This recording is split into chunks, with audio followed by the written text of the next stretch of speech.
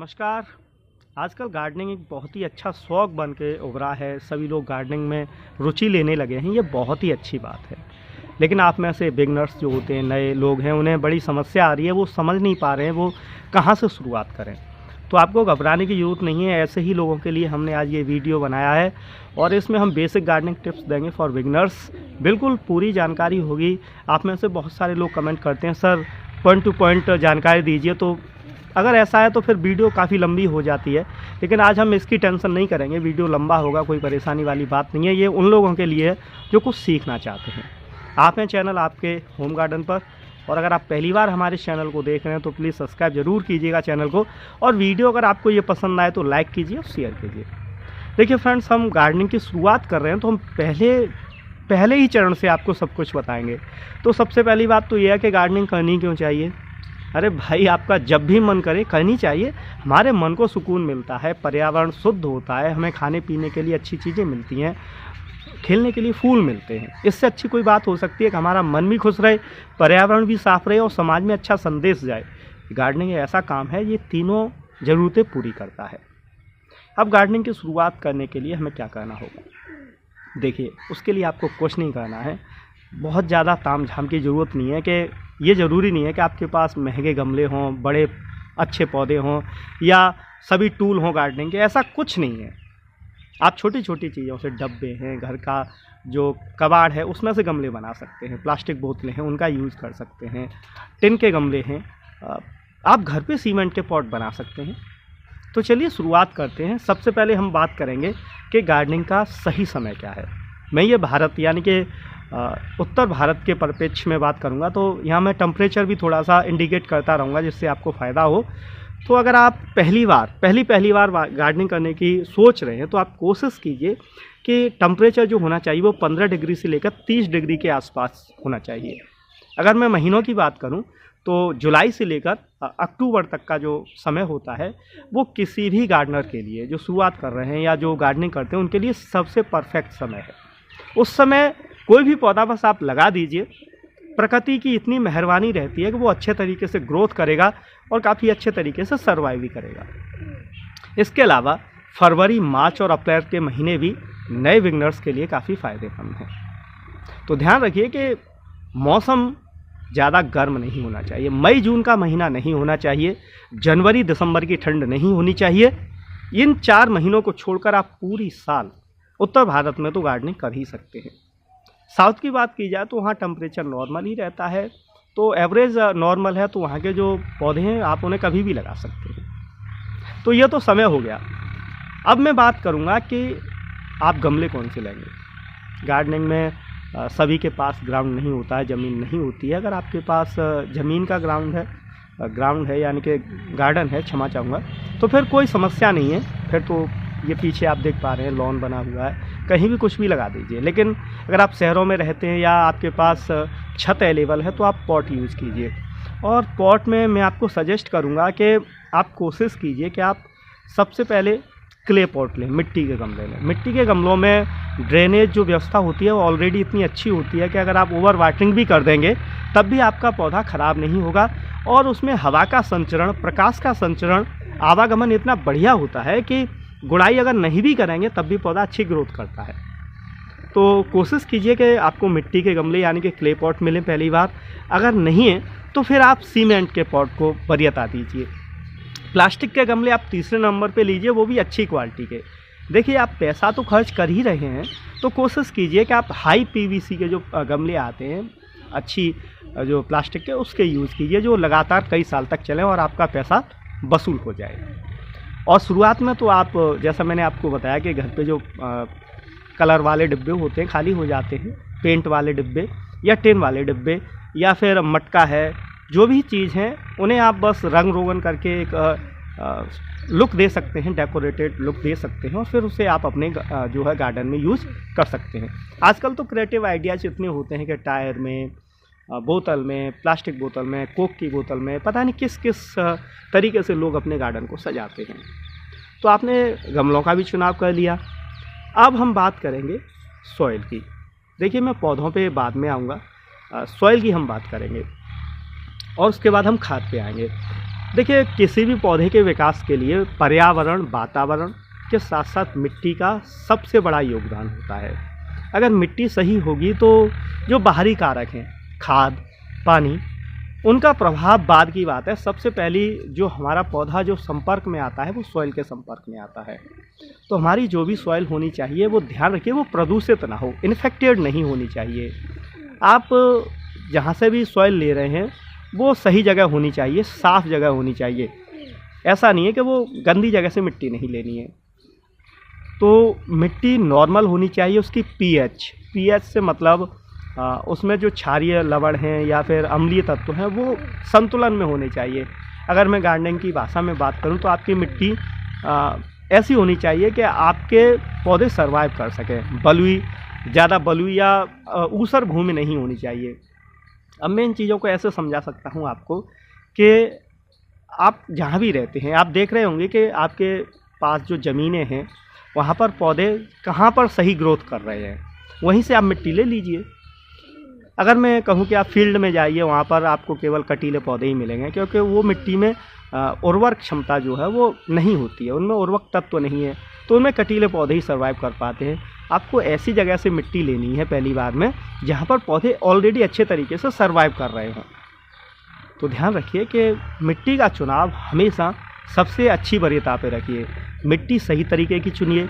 आपने मिट्टी ले ली, मिट्टी को बनाते समय बहुत से लोग क्या करते हैं कि उल्टी सीधी मिट्टी गमलों में भर देते हैं, गीली मिट्टी ही भर दी या फिर बड़े बड़े टुकड़े उन्होंने मिट्टी के भर दिए गमले में। ऐसा नहीं करना चाहिए, उससे भी कई बातें होती हैं। जैसे अगर हम गीली मिट्टी भर देंगे तो ऑलरेडी उसमें बहुत सारी नमी हो जाएगी और हमने ऊपर से पौधा लगा दिया, ऊपरी सतह जो सूखेगी तो हम पानी देंगे और लगातार पानी देते देते क्या होगा कि नीचे ऑलरेडी पानी है, नमी है, ऊपर से हम पानी दे रहे हैं, पौधा ओवर वाटरिंग हो जाएगा, सड़ जाएगा या मर जाएगा, फिर आप पछताएंगे।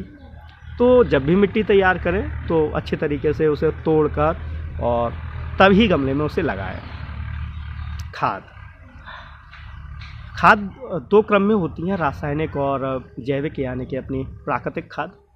तो मैं प्रिपेयर करूँगा ऑर्गेनिक यानी कि जैविक, अपने आसपास की जो खाद मिल जाए उस पर ज़्यादा फोकस करना चाहिए। उसका भी कारण है। ऑर्गेनिक खाद की बात की जाए तो गोबर खाद आसानी से मिल ही जाता है। अब गोबर गाय का, भैंस का, बकरी का, गधे का, घोड़े का, किसी का भी हो सकता है। कोई भी जानवर जो चारा खाता है, पत्तियां खाता है, उसका जो गोबर खाद है, गोबर खाद आप यूज कीजिए। दूसरे नंबर पे कंपोस्ट है। कंपोस्ट गोबर खाद पत्तियां या सड़ी गली पत्तियों से बनाया जाता है। अंतर इतना है कि उसे हम एक तरीके से तैयार करते हैं। गोबर खाद अपने आप प्राकृतिक रूप से कंपोस्ट बन जाता है, वो एक अलग है। तीसरे नंबर पे वर्मी कंपोस्ट, केंचुआ खाद। केंचुआ खाद सबसे ज़्यादा प्रिपेयर की जाती है गार्डनिंग के लिए, क्योंकि वो हाई नाइट्रोजन वाली खाद है और पौधों के विकास के लिए काफ़ी फ़ायदेमंद भी है। तो गोबर खाद, कंपोस्ट खाद या वर्मी कंपोस्ट खाद, ये तीन साधारण ऐसी खादें हैं जो बड़ी आसानी से आपको कहीं भी मिल जाएंगी। गांव में तो गोबर खाद की कोई कमी होती ही नहीं है, लेकिन शहरों में आजकल कुछ समस्याएं हो गई हैं कि ये खादें भी अच्छी नहीं मिल रही हैं। आजकल पैसे कमाने की अंधी दौड़ में नर्सरी वाले या कुछ कंपनी वाले भी अनडीकम्पोस्ट खाद बेच रहे हैं। तो जब भी आप खाद खरीदें तो उससे अच्छे तरीके से चेक कर लीजिए कि वो कंपोस्ट बन गया है कि नहीं बन गया है, क्योंकि हमने तो अपने पौधों में दे दिया, रिजल्ट तो मिलना नहीं है, पौधा और ख़राब हो जाएगा या फंगस लग जाएगा। ये कच्ची खाद के कारण ही हो रहा है। तो गोबर खाद कम से कम 6 महीने बाद कंपोस्ट में तब्दील होता है। वैसे बेस्ट तो 9 महीना होता है, और जो कंपोस्ट बनाया जाता है वो भी 90 दिन ले लेता है अगर सही तरीके से बनाया जाए तो मेरा आपको हमेशा से ये सजेशन है कि आप गोबर खाद ही यूज़ कीजिए, या कंपोस्ट या वर्मी कंपोस्ट खाद। पौधों के अचानक से विकास के लिए, या कभी कभी पौधा नेचुरल खाद से बढ़ नहीं रहा है, उस स्थिति में जब हम गार्डनिंग के अगले स्टेज पे आएंगे तो रासायनिक खादों का प्रयोग करना सीखेंगे। उनमें DAP, NPK, यूरिया, पोटास, बहुत सारी खाद हैं जो समय समय पर हम यूज़ करेंगे। अब मैं बात करूँगा पौधों की। देखिए, बिगनर्स के लिए पौधे भी चुनना एक परेशानी वाली बात है, यानी कि हमें ऐसे पौधों का चुनाव करना है जो सर्वाइव बेशक धीरे से करें लेकिन मरे नहीं। क्योंकि जब हम शुरुआत करते हैं और हमारा रिजल्ट अच्छा नहीं आता है तो हमारा मन खुश नहीं हो पाता, हम प्रसन्नचित्त नहीं होते, हमारा जो मनोबल है वो टूट जाता है।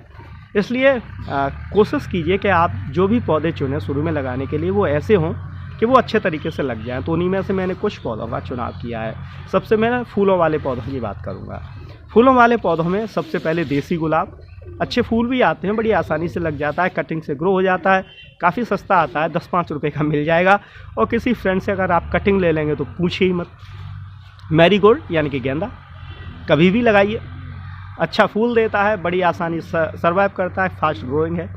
पॉर्चुलिका 9 o'clock, उसे भी कटिंग से लगाया जा सकता है, डिफरेंट कलर शेड में आती है, बड़ी आसानी से ग्रो हो जाती है। इसके अलावा डहेलिया है, क्लेंडुला है, और आपका सनफ्लावर है, सूरजमुखी। ये ऐसे पौधे हैं जो बिगनर्स के लिए काफ़ी फ़ायदेमंद है। अगर आप शुरुआत कर रहे हैं गार्डनिंग में तो आप इन्हीं पौधों को ज़रूर लगाइएगा। फूलों में जैसे कॉस्मोस है, ये भी बड़ी आसानी से लगता है। गुलदाउदी है जो कटिंग से हो जाता है, क्रिसैंथेमम, इसे आप लगा सकते हैं शुरुआत में। शुरुआत केवल 2-3 महीनों की है, 6 महीने में आप इतना सीख जाएंगे कि आप बड़े एक्सपर्ट हो जाएंगे गार्डनिंग के, क्योंकि काम हमें सिखाता है।